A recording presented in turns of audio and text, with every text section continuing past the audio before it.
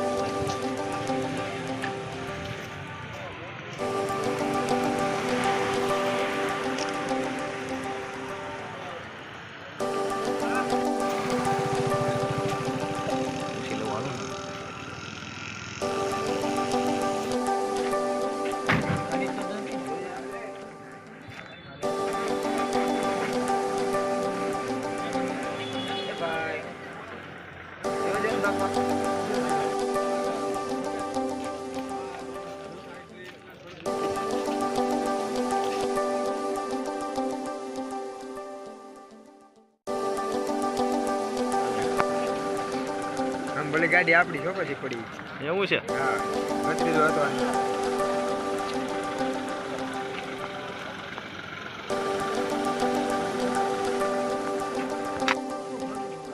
સવારમાં આવી જાય એ પબ્લિક